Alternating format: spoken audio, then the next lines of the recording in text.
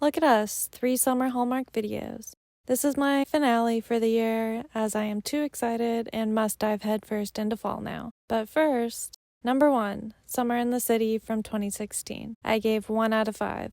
Unfortunately, we're starting this one off with one of the worst Hallmark movies I've seen. Taylor works at a clothing store in Ohio. Alyssa comes in, introduces herself, and offers this complete stranger a job in New York. Taylor rushes there right away and works as a store manager for her.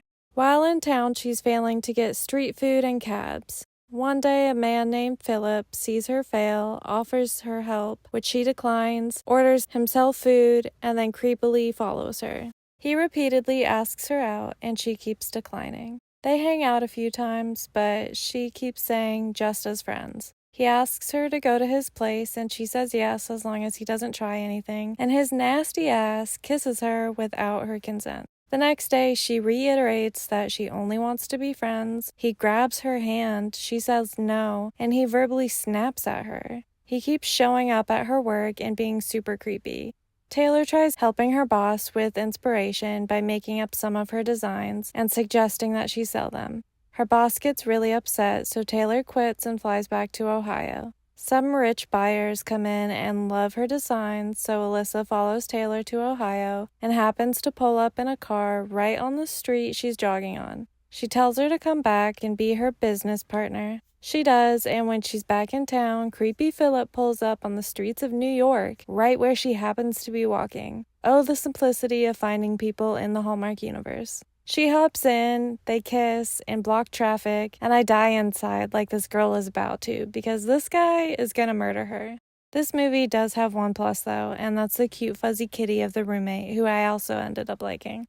Number 2, Summer of Dreams from 2016. I gave 1.5 out of 5. Another one taking place in Ohio. They must have had a writer from Ohio in 2016. Debbie Taylor is a pop star who isn't as successful as she once was. Her label drops her, so she goes back to Ohio and stays with her sister. In her daughter's room, too, which feels weird to me. Kids need privacy. I would have just stayed on the couch if I were her. She runs into a man named Noah at the grocery store, all, "No, please, no pictures." But he was just taking pictures of groceries to send to his mom. She ends up working as the new music teacher at her niece's school, and Noah happens to be the school counselor there. Of course. I do actually like his character a lot. She quickly bonds with her students, and then the program gets cut. She goes to Noah's office, and he's the cutest damn thing. He pulls out a jar of candy and says, "I heard the news," offering her some. She says she needs something stronger, so he swaps it with a jar of licorice. He also asks her to prom and asks her dress color so he can get her a corsage. He's so precious. Since the school ended the music program, Debbie sells her stuff and buys space in town for the kids to rehearse still. They secretly record her and post it online, which is rude. Don't do that. Her label sees it and offers her a deal, so she goes back, but then she's like, "Nah, never mind. I just want to train these kids in Ohio instead and date this sweet counselor." It's okay.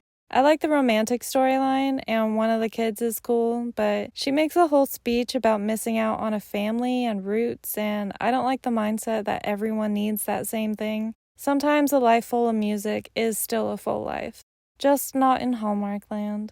Number 3, Strawberry Summer from 2012. I gave 1.5 out of 5. Jason Keith is a musician who's been canceling shows and being an ass. Beth Landon invites him to perform at her town's Strawberry Festival, which will help improve his image. He shows up and is an ass for the most part, but the two fall in love because of course they do. We seem to be on a roll of duds here. Number 4, Sun, Sand, and Romance from 2017. I gave 2 out of 5. Kate and Eric are a business couple, supposedly going on a fun vacation, but it ends up being about work. Once they arrive, they run into her old friend from high school, Shep, who's the activities director at the resort. While Eric is off doing work stuff, Kate spends time with Shep having fun in the sun. One of the work guys tells Eric he'll succeed more if he's married, so that night he proposes to Kate, who wants to think on it. She does, and then he offers a nice ring, and she realizes that it's for work and not for love, so she declines and breaks up with him. Then she chases after Shep and they kiss and get together. This was okay, but I don't love the emotional cheating. The ending flashes forward a year, and a little girl recognizes Kate as the author of her picture book. I'm sorry, but only in the Hallmark universe will a child recognize an author in person. Number 5, Love and Sunshine from 2019. I gave 3 out of 5. Okay, this one is pretty stinking cute. Allie owns a flower nursery. Jake is in the military. She fosters his dog Sunshine while he's away. When he comes back, he picks up Sunshine, and the humans bond a bit. His girlfriend had dumped him in a letter, and her boyfriend dumped her on the phone. They hang out more and more, so she won't lose contact with the sweet doggy.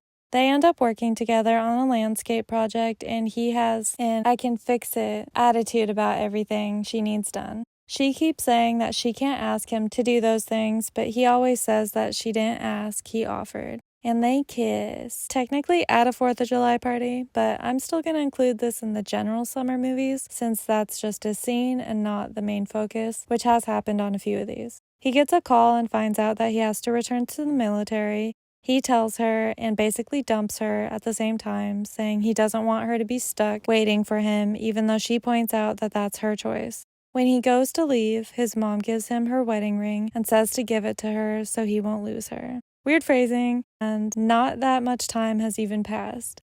It's a little soon, but okay. For some reason, the plan wasn't for her to watch Sunshine again, but she shows up as he's leaving anyway, and he's like, oh, okay, here's my dog.